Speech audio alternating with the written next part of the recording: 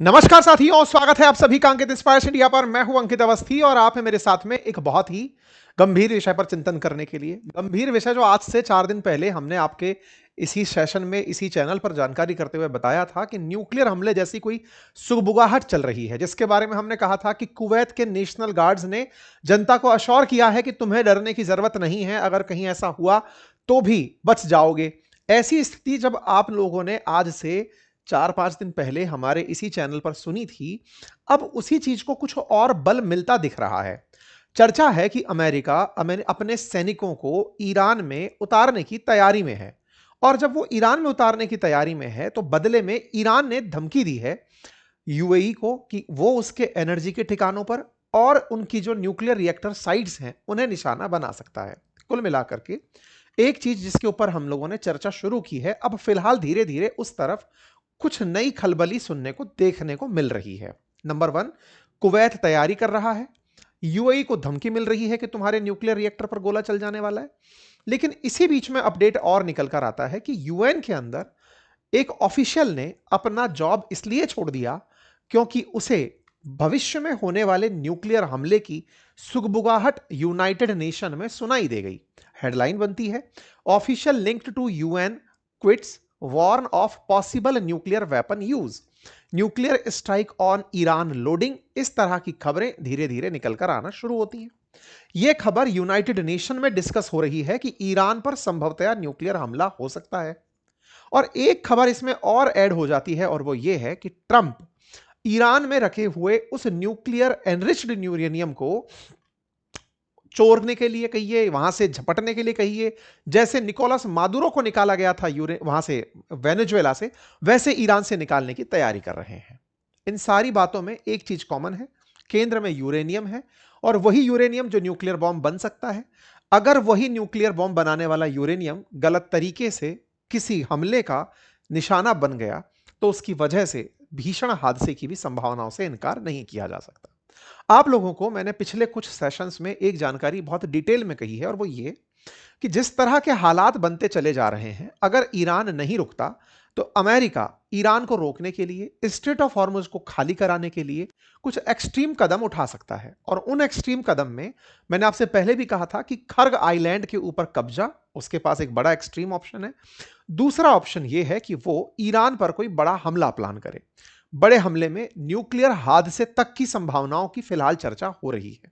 इन सब पर विशेष रूप से अतिरिक्त चर्चा और करेंगे, लेकिन एक छोटा सा अपडेट जान लीजिए जानकारी के लिए। जानकारी यह है कि आज हमने अपने इस वीडियो के कमेंट बॉक्स में एक लिंक पिन किया हुआ है। अगर आप रुचि रखते हैं मेरी जानकारी में तो जाकर वहां से हमारी फ्री व्हाट्सएप कम्युनिटी ज्वाइन कर लीजिए। जानकारी क्या है?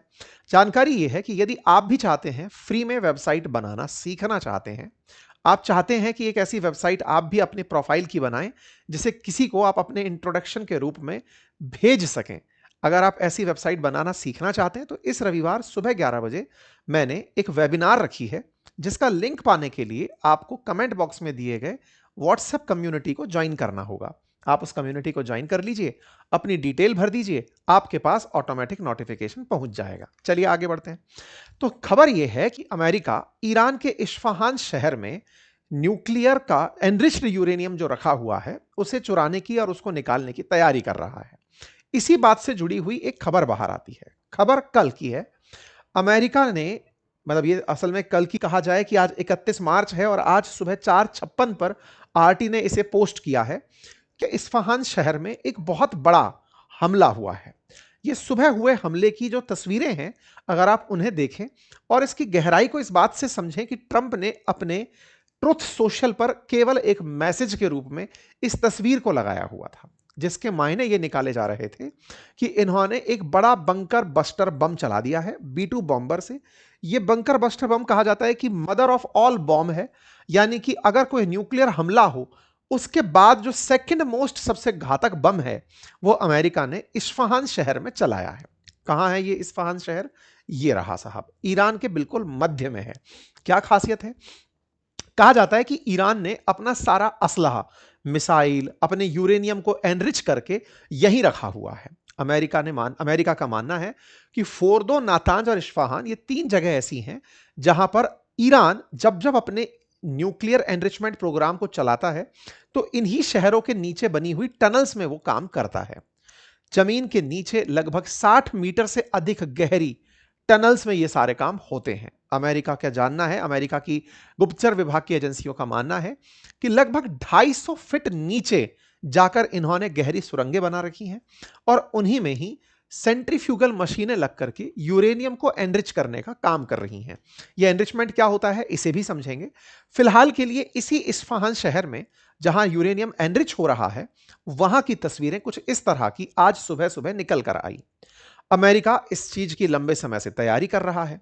चर्चा है कि यहां पर इन्होंने एक बंकर बस्टर बम चलाया है। बंकर बस्टर बम वो बम होता है जो इतनी गहरी उस टनल में जाकर के फट सके, बहुत तेजी से जाए और उतनी नीचे जमीन के अंदर बनी हुई गहरी सुरंगों में जाकर के ब्लास्ट कर सके।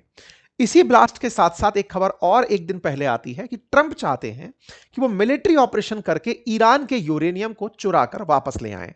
इसको चुराना कहें या फिर छीन कर ले आए। यूरेनियम के बारे में अपडेट यह है कि ईरान के पास 400 किलोग्राम के आसपास एनरिच्ड यूरेनियम है जिसे वह परमाणु बम बनाने में उपयोग में ले सकता है। उसे लाने के लिए अमेरिका ईरान में पैदल सैनिक उतार सकता है। अपडेट यह है कि 10,000 अतिरिक्त सैनिक और भेजे जा रहे हैं। अभी एक दिन पहले ही 3500 सैनिक की खबर आपने सुनी थी, अब 10,000 और सैनिक भेजने की बातें चल रही हैं। कुल मिलाकर अमेरिका ने जिस उद्देश्य से इस युद्ध को शुरू किया था, उद्देश्य था कि ईरान यूरेनियम के माध्यम से न्यूक्लियर बम ना बना ले, दूसरा अपने मिसाइल प्रोग्राम को बंद करे, तीसरा अमेरिका को धमकाना बंद करे। इन सबके कोर में न्यूक्लियर बॉम्ब था। कहा जाता है कि एक फुटबॉल के आकार का न्यूक्लियर बॉम्ब पूरे 10 लाख की आबादी वाले शहर को तबाह करने के लिए पर्याप्त है। ऐसे में अगर यूरेनियम ईरान के पास उपलब्ध रहता है तो वो उस यूरेनियम से दुनिया के किसी भी शहर में बहुत बड़ी विभीषिका ला सकता है। तो अमेरिका ईरान को ऐसे यूरेनियम को रखने नहीं देना चाहता, इसीलिए वो उसे टारगेट कर रहा है। अब आप में से कुछ लोग ये कहेंगे कि सर 2025 के जून में भी तो ट्रंप ने कहा था कि हमने ईरान पर हमला करके उनका न्यूक्लियर वेपन बनाने का प्रोग्राम रद्द कर दिया है, अब वो नहीं बना पाएंगे। तो ऐसा उस समय क्या हुआ था?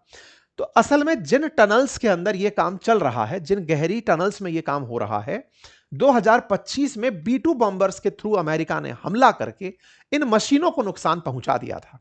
यानी कि एनरिच्ड यूरेनियम बनाने में जो मशीनें लगी हुई हैं वो काम की नहीं बची थी। ट्रंप ने ऐसा उस समय अनाउंस किया था और एक भारी मलबा बन गया था। इस काम को करने के लिए अमेरिका ने B2 बॉम्बर का इस्तेमाल किया था। ये एक इनका 6th जनरेशन सो कॉल्ड, हालांकि 5th जनरेशन से 6th जनरेशन के बीच में है, स्टेल्थ टेक्नोलॉजी से युक्त एक हवाई जहाज है जो सबसे भारी बम यानी कि 2000 टन तक के बम को ले जाने की क्षमता क्लेम की जाती है कि यह बंकर बस्टर बम ले जा सकता है। ऐसी जगह बम गिरा सकता है, पेनिट्रेशन कर सकता है, पहाड़ों में छेद कर सकता है, ऐसे बम गिरा सकता है। न्यूक्लियर बम के बाद सबसे घातक बम गिराने की क्षमता ये वाला जो विमान है ये रखता है। इन्हीं माध्यम से अमेरिका ने पिछली बार हमले करवाए थे और जो हमले हुए थे उसमें 13,600 किलोग्राम के बमों का इस्तेमाल किया गया था, जो कि लगभग 200 फीट की गहराई तक जाकर के नुकसान पहुंचा सकते थे, क्योंकि ईरान ने गहरी टनल्स में इस तरह की सुविधाओं को रखा हुआ है। लेकिन 25 जून के दिन खबर निकलकर आती है कि ईरान पर हुई इस स्ट्राइक ने, अमेरिका ने जो स्ट्राइक की, इससे इनका न्यूक्लियर प्रोग्राम खत्म नहीं हुआ। यहां पर चर्चा बनी कि हो सकता है कि ईरान ने अपने उस 400 किलोग्राम यूरेनियम को वहां से छुपाकर कहीं और रख दिया हो। यह सारी की सारी जानकारी इस्फहान की ही इन टनल्स में है जहां पर आज हमला हुआ है।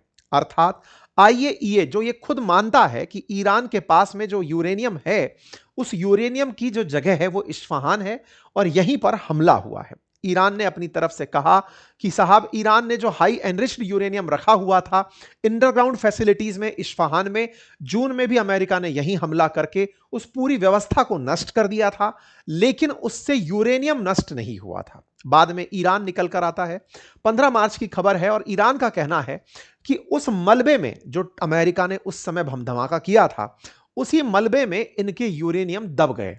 जो 400 किलोग्राम के आसपास का यूरेनियम है वो इनके उस मलबे में कहीं दबा हुआ है, जो अमेरिका ने जून 2025 में हमला करके पैदा कर दिया था। आप लोग इसे कैसे देखते हैं जरूर बताइए। चैनल पर नए हैं तो सब्सक्राइब कर लीजिए।